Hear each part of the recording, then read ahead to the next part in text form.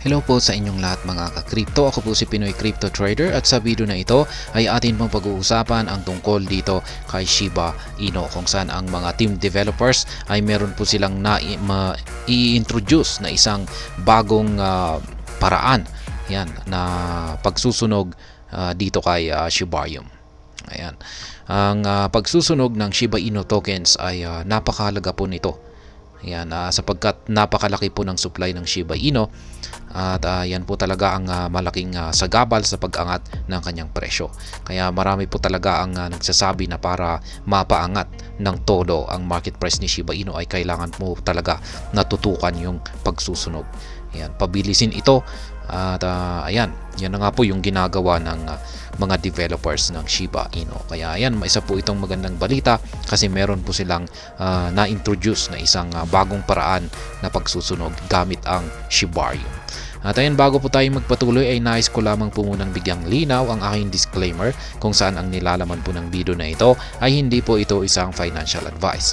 For education and information purposes lamang po ang layunin nito. Maliban po dito ay nais ko na rin pong magbigay babala na wala pong kahit anumang group chat ang Pinoy Crypto Trader. Ayan, Shiba Inu has finally rolled out a burning mechanism designed to boost the token's price and accrue value for existing investors. Kaya ayan, kung pag nasusunog ang circulating supply ng Shiba Inu, nababawasan ito, ay syempre magdudulot yan ng demand. At syempre kung pag tumataas yung demand, ay tumataas rin ang market price. At yan po ang siyang ikinatutuwa or kinasasaya ng mga investors.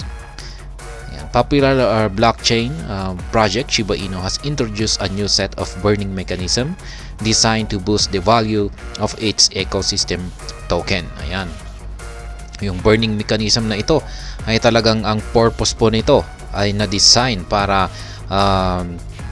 pataasin ang value ng ecosystem token. Yan po sina Shiba Inu, sina Leash at saka si Bone.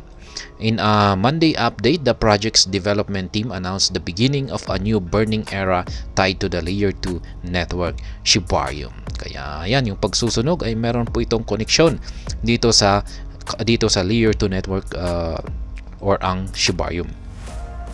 Shibarium, like other Layer 2 network, enables users to transfer value and interact with decentralized applications. However, Shibarium's roadmap includes a provision that allows the rate of transactions on the network to impact the burning of SHIB tokens. Put simply, the more transactions on Shibarium, the more SHIB burn and vice versa. The network would allocate 70% of the base fee for burning SHIB with another 30% dedicated to ongoing maintenance. Kaya yan po yung ito po yung original na burning mechanism ng Shibarium. Kinukuha po niya ito sa transaction fee. Kaya yan, sabihin natin ay yung 100% na transaction fee. Yung 70% po nito ay yan po yung mapupunta sa pagsusunog ng Shiba Inu token. Yan, buyback po yan, buyback and burn. Kasi naka-bone po ito, bone token muna. Yung base fee po natin kay Shibarium ay bone token, yung binabayad po dyan. Kaya yan, yung 70% na ito ay na makukuha sa fee ng Shibarium na bone token ay mako-convert po muna yan ng Shiba Inu token bago ito masusunog. Kaya ayan, with another 30% dedicated to ongoing maintenance. Yan, yung 30% naman ay mapupunta po ito sa maintenance ng Shibarium. Per the roadmap, the fees are collected in the network's native gas fee token, Shiba Swap, and converted to SHIB for burning once it reaches the threshold of $25,000 and US dollar value. Kaya yan, naiipon po muna yung transaction fees hanggang sa umabot yung value ng bone na yan, naipon na transaction fee sa halagang $25,000. At saka kung naabot niya yung halagang ito ay saka ito mako-convert sa Shiba Inu tokens at masusunog. SHIB burns finally live on Shibarium. Kaya yan. Following Shibarium's launch in August, many in the SHIB community expected the burn program to roll out as soon as possible. However, that wait lasted 4 months, with the protocol unable to accumulate the required $25,000 in bone until now. Kaya yan, medyo mabagal po yung accumulation ng bone mula sa yan, bone transaction fee. Ayan, yung $25,000. Kaya hanggang ngayon ay hindi pa siya nakakapag-accumulate ng $25,000 in value na bone token. Kaya medyo matagal. Matagal siyang magsunog. Kaya kailangan talaga ng maraming users para mapabilis yung kanyang pangungulekta ng mga fees. Commenting on the new burn mechanism, the Shiba Inu team labeled it as a transformative move that strategically removes token from circulation. It would also potentially boost the token's value and benefit the Shibarium ecosystem. Kaya yan, yung new burning mechanism po nila. In the first ever Shibarium link burn, Shiba Inu developers burned 8.2 billion SHIB. Yan, worth around $76,000 on Tuesday. Na-content na mo natin ito kanina. Laki po ng kanilang sinunog na ito, 8.2 billion. The team will continue to burn tokens manually using its deployer wallet, reflecting user activity on Shibarium. Kaya yan, magpapatuloy lamang daw po sa pagsusunog ang team developers ng SHIB. Ayan, gamit po nila ang deployer wallet. Ayan, manual po yung paraan na kanilang pagsusunog dito. At makikita po natin yung nagaganap na pagsusunog dito kay Shibarium. Meanwhile, the long-term vision is to introduce an automated burn mechanism in January. The team reckons the automated model will follow predetermined rules and deliver other benefits such as transparency and efficiency.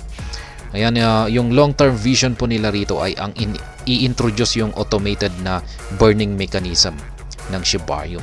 Yan, automated. Yan, hindi na po yung manual po na ito ay na ginagawa nila ay siguro pansamantala lamang. Pero yan, yung automated bagong automated burning mechanism na ito ay ito po talaga yung magiging matindi na tutulong sa pagsusunog sa napakalaking supply ng Shiba Inu. At ilalabas po nila ito next year. Yan, buwan ng January. Kaya isa naman po itong kaabang-abang na development na ilalabas ng Shiba Inu developers. Kaya yan, ngayon ay pinag-uusapan pa muna nila yung mga rules. Ayan, at saka mga benefits nito and deliver other benefits. Ayan, katulad na lamang ng kanyang transparency at saka yung kanyang efficiency. Ayan, para makikita natin yung kung pag transparency ay makikita natin yung mga nasusunog, yung sinusunog ng automated burning mechanism na ito. At yung efficiency ay kung gaano nga ba, ito yung mga metrics kung gaano nga ba ka-effective yung pagsusunog ng automated burn mechanism na ito na kanilang i-introduce next year. Yan, January. Shibarium's increased adoption bodes well for SHIB burns. The first ever Shibarium link burn and the introduction of a comprehensive burning model came at a time when Layer 2 network was seeing increased adoption. The Crypto Basic recently reported Shibarium processed over 20 million transactions in the space for 3 days, surpassing figures recorded in the first few weeks of the network's existence. Yan naman po yung performance ng Shibarium, kung saan ay nagpapakita po ito ng yan nga, napakagandang performance, kung saan ayon dito ay higit na raw sa 20 million yung kanyang pinagdaan ng mga transactions. Such an increase in transaction activity accelerates the burn program. Other factors such as a rapid rise in gas fees in Shibarium would also lead to more SHIB burns. Yan, totoo po yan. Kung pag mas maraming transaction ay syempre mas maraming fees yan. May nakokolektang fees. Ayan. Kaya maganda po talaga kung pag tumataas yung bilang ng transaction activity dito kay Shibarium. Ayan. At kung pag tumataas na rin yung gas fee ay syempre lumalaki yung gas fee at lumalaki na rin yung masusunog dito. Yung lumalaki na rin yung equivalent na amount na masusunog na Shiba Inu tokens. Overall, the Shiba Inu team assures that the future of token burns on the network looks promising. Yan, mukhang napakaganda ang future ng yan, token burns. ayon sa mga Shiba Inu team developers. SHIB enthusiasts hope that the latest efforts to reduce the token's bloated supply will yield excellent results and enable the cryptocurrency to eliminate more zeros in the upcoming bull market. Kaya yan. Masasabi ko po rito ay kung talagang magiging matindi yung pagsusunog dito na ilalabas nila. Yan, yan, at masusunog talaga ang malaking supply ng Shiba Inu tokens. Ay sa tingin ko nga ay yan, hindi malayong mangyari na akyatin ni Shiba Inu yung mga ambitious price targets natin katulad ng 1 cent. Kaya ayan, sana ay magtagumpay yung mga burning procedures natin dito na ginagawa ng ating mga SHIB developers. Sana ay magtagumpay ito. Yan, kasi nakasalalay pa rin sa kanilang mga inilalabas na mga projects, ginagawang ayan, paraan para makatulong sa pagsusunog dito sa malaking supply ng Shiba Inu. At ayan, hanggang dito na lamang po tayo sa video na ito. Sana po ay inyong nagustuhan ang aking paliwanag dito. Kung inyo po itong nagustuhan ay pakiclick lamang po ang like button nito. Para naman po sa mga bago lamang dito, kayo po ay aking inaanyayahan para mag-subscribe.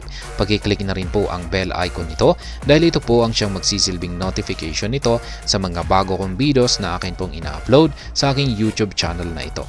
Marami pong salamat sa panonood. Ingat po tayo lagi at God bless po sa ating lahat.